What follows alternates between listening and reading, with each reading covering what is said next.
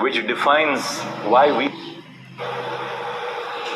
the need for inclusion and the ultimate pursuit of tolerance, which defines why we are 75 years after the birth of the nation, still a nation with such beautiful diversity and colors. But above all, since we are judges, constitutional morality reflects an institutional commitment of the court system, the institutional commitment of each one of us that we are but subservient to these values of the Constitution.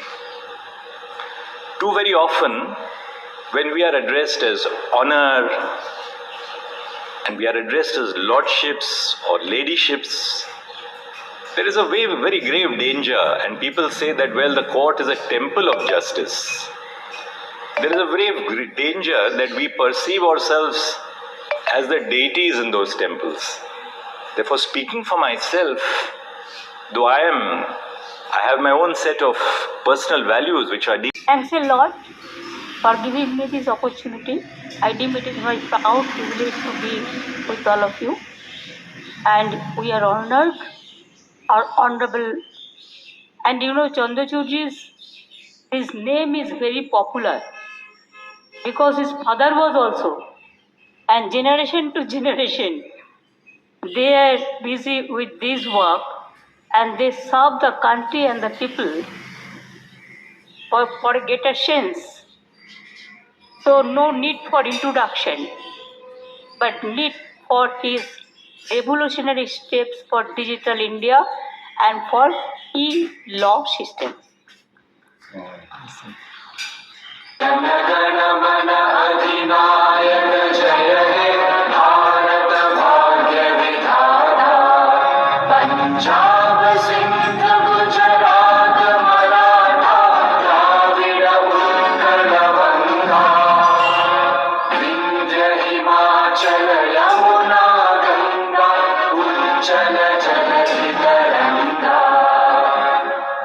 शुभ नामे जागे तब शुभ आशीष मांगे गाहे तब जय गाथा जन गण मंगल दायक जय हे भारत भाग्य विधाता जय हे जय हे जय हे जय जय जय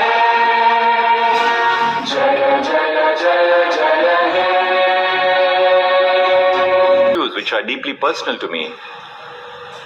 I'm a little reticent when I'm told that this is a temple of justice, because temple postulates that the judges are in the position of a deity. I would rather recast the role of the judge as a server of the people. And when you regard yourselves as people who are there to serve others, then you bring in the notion of compassion, of empathy, of judging others but not being judgmental about others, allowing other people to lead the lives as they lead. All of us know as judges that in the worst of criminal cases which come before us, we have a human being who is before us. And even when we exercise the power of sentencing, we do that with a sense of compassion, just as we do it with a sense of duty to the family of the victim who has been wronged.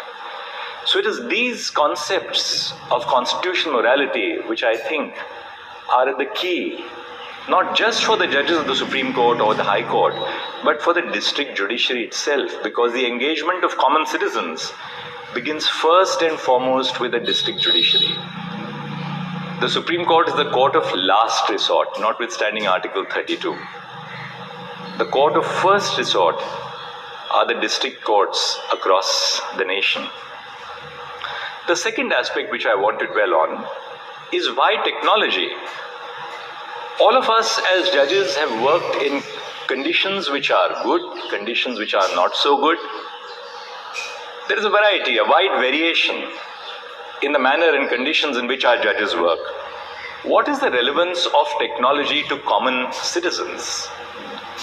The reason why I thought I must mention this, which is the second theme of the conference, is that our mission towards technology, which I've really advanced as almost a mission of my life over the last 5 years that I've been chairing the E-Committee of the Supreme Court, is not that we want to modernize the Indian judiciary for the sake of modernization. Modernization is ultimately a step in aid of something else that we want to achieve. The government expends large funds on modernizing the judiciary, and technology is no exception. Phase 3 of the e-courts project, Justice Bindal is going to chair that session, has an outlay of 7,000 crores. Now, what is the purpose of this 7,000 crores to the lives of common citizens? That workman whose services have been terminated, the tenant who is being evicted, that man in the farm who wants a mutation entry, a partition suit between brothers which is pending for so long. What is the relevance of technology to common people? First and foremost, and I'll highlight 3 facets. First, in the work which we do as courts, language is a central barrier to accessing justice and understanding the work which we do. First, all our textbooks are written in a language which is unknown to common citizens. Mullah's Transfer of Property Act in English, or Sirbai's Constitution of India, or D.D. Basu's Constitution of India, the shorter Constitution of India. How does the common citizen access those seminal words of the text which are meant for them? But technology can provide us with some answers. Language is a real problem. 37,000 judgments of the Supreme Court since independence have all been written in English. But these judgments deal with common citizen problems, that right of maintenance to the woman, the right of someone who's accused of an offense under Section 498A to seek bail, the right of a person who is subject to a very serious offense to ensure that the offender is tried in accordance with law expeditiously. Now, technology has enabled us to translate the judgments which we are writing, and I'm glad that this mission which we began in the Supreme Court of translating, we have translated over 51,000 judgments.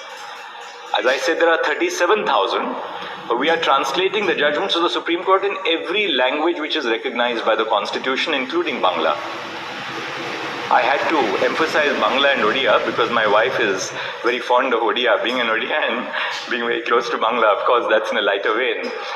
But apart from that, the purpose of doing all this in every language which is recognized by the Constitution is to take the work of the court to the homes and hearts of common citizens. And we are using machine learning software, AI-assisted software, for the purpose of translating these judgments, and the mission is on.